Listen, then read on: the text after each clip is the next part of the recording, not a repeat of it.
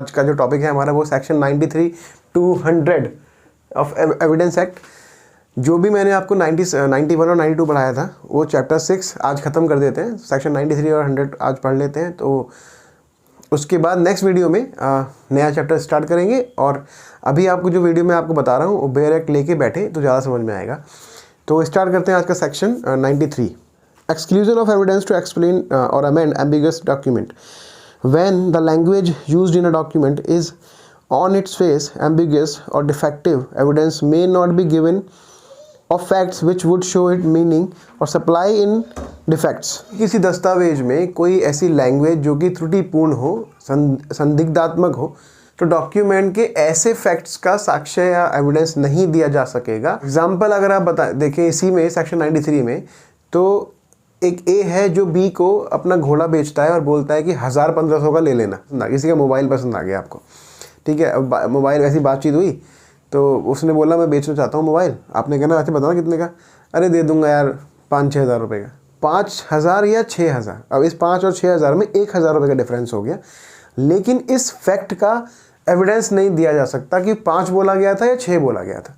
Section 94. When language used in a document is plain in itself and when it applies accurately to existing facts, evidence may not be given to show that it was not meant to apply to such facts। मान लीजिए एक किसी document में ये स्पष्ट रूप से लिखा गया है कि कोई ऐसी ज़मीन, एग्जाम्पल के तौर बता देता हूँ, कोई भी ऐसी ज़मीन है, मान लो कोई कहता है कि मेरी 10 बीघा ज़मीन है, मेरी 100 बीघा ज़मीन किसी रामपुर में, मेरी 100 बीघा ज़मीन रामपुर में स्थित है जो कि मैं बेचना चाहता हूँ। तो अब इस डॉक्यूमेंट में जो फैक्ट है इसका एविडेंस नहीं दिया जा सकता कि नहीं वो रामपुर में स्थित नहीं थी, वो कहीं और स्थित थी, मैं किसी और ज़मीन की बात कर रहा था। Section 95। When language used in a document is plain in itself but it unmeaning in reference to existing facts। फिर से पढ़ देता हूँ। When language used in a document is plain in itself but is unmeaning in reference to existing facts, evidence may be given to show that it was used in a peculiar sense। जबकि किसी document में कोई ऐसा fact लिखा हुआ हो जो कि डॉक्यूमेंट में तो लिखा हुआ है लेकिन फैक्ट्स के संदर्भ में अर्थहीन है, अनमीनिंग है, अर्थहीन है। मान लीजिए एग्जाम्पल के तौर पे इसी में एग्जाम्पल दिया गया है कि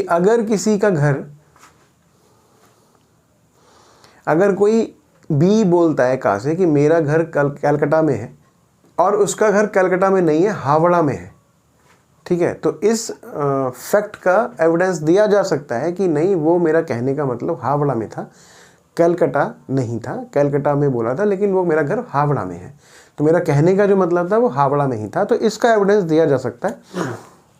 सेक्शन 93 और 94 जो सेक्शन है वो ये बताते हैं कि किसी भी डायरेक्ट इंस्ट्रिक्सिंग एविडेंस, मतलब कि संदिग्धता वाले फैक्ट्स का एविडेंस नहीं दिया जा सकता, ठीक है।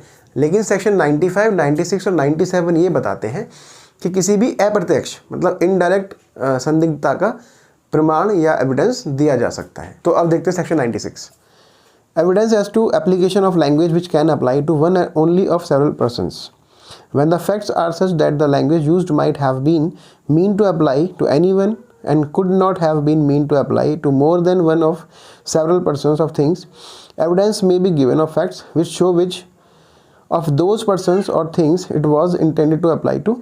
सेवरल चीज़ें हैं, सेवरल व्यक्ति हैं, सेवरल कोई चीज़ है, उनमें से किसी एक पर ही लागू हो सकती है। ऐसी किसी चीज़ का एविडेंस दिया जा सकता है। इलस्ट्रेशन में देख लेते हैं। जैसे मान लीजिए कोई ए है जो कि अपना एक सफ़ेद घोड़ा 1000 रुपये में खा को बेचने के लिए किसी बी को बेचने के लिए एक कॉन्ट्रैक्ट करता है। अब उसके पास 2 घोड़े हैं सफ़ेद। अब इसका प्रूफ दिया जा सकेगा कि मैंने किस घोड़े के लिए बोला था, इसका एविडेंस दिया जा सकता है। सेक्शन 96 ऐसा बोलता है, ठीक है। मान लो कोई ए बोल जाता है किसी बी से कि मेरी एक दिल्ली में प्रॉपर्टी है जो कि किसी डी के पास है, मैं उसको आपको बेचना चाहता हूँ। बी बोलता है ठीक है मैं ले लूँगा। अब इस चीज़ का एविडेंस दिया जा सकता है कि जो दिल्ली में प्रॉपर्टी है का की मतलब ए की, वो डी के पास नहीं है, लेकिन जो डी के पास प्रॉपर्टी है वो दिल्ली में नहीं है। तो इस चीज़ का प्रमाण या इस चीज़ का इस फैक्ट का एविडेंस दिया जा सकता है कि मैं किस ज़मीन को बेचने की बात कर रहा था। सेक्शन 98 देख लेते हैं। Evidence as to meaning of eligible characters etc. Evidence may be given to show the meaning of eligible or not commonly intelligible characters of foreign, obsolete, technical, local or provincial expression of abbreviations and of words used in peculiar senses। कोई भी ऐसा document जो समझा ना जा सकता हो language से या किसी जेस्चर्स से या कुछ भी, तो इसमें एक इलस्ट्रेशन है बहुत अच्छा कि मान लो एक स्कल्प्टर है, मतलब एक मूर्तिकार है जो कि मूर्ति बनाता है और मूर्ति बेचने का काम करता है। तो इसके पास कोई कॉन्ट्रैक्ट नहीं है, कोई कुछ नहीं है, लेकिन इसके मूर्ति बनाने वाले औजारों से ये पता लग सकता है कि हाँ ये मूर्तिकार है और इसने मूर्ति बनाई होगी। तो ये बोलता है सेक्शन 98। तो इसको भी एविडेंस के रूप में, उस फैक्ट को एविडेंस के रूप में साबित किया जा सकता है। Section 99 who may give evidence of agreement wearing terms of document. Section 99 बताता है कि किसी भी ऐसे डॉक्यूमेंट का एविडेंस कोई थर्ड पर्सन दे सकता है जो इस फैक्ट में या इस डॉक्यूमेंट में या इस कॉन्ट्रैक्ट में नहीं होता है। एक कॉन्ट्रैक्ट करता है बी से कि वो कॉटन बेचेगा बी को, ठीक है, वो मान जाता है। अब वो सब रिटर्न में हो जाता है, कितने का बिकेगा, क्या क्वांटिटी होगी, क्वालिटी होगी, सब तय हो जाता है। लेकिन एक ओरल एग्रीमेंट उनके बीच में होता है कि जो खाक को 3 महीने का समय देता है कि इन 3 महीनों में आप मेरे पैसे चुका देंगे जो भी मैं आपको माल भेज रहा हूँ।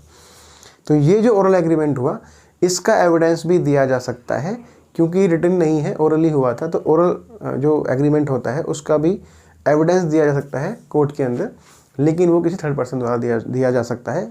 लेकिन ये एविडेंस किसी थर्ड पर्सन द्वारा दिया जा सकता है जिसके सामने ऐसी बात हुई होगी। Section 100 Saving of provisions of Indian Succession Act relating to wills. Nothing in this chapter content shall be taken of effect any of the provisions of the Indian Succession Act as to the constructions of wills. इस section में बताया गया है कि इस chapter की कोई भी बात इंडियन सक्सेशन एक्ट पर प्रभाव नहीं डालेगी। तो मैं आशा करता हूँ कि आपको सही समझ आया होगा जो मैंने समझाने की कोशिश की है आपको, सेक्शंस और चैप्टर। ये चैप्टर ख़त्म होता है 6th चैप्टर। अब हम अगले वीडियो से न्यू चैप्टर की स्टार्ट करेंगे और देखते रहिए अपना favourite channel. Thank you so much. God bless you.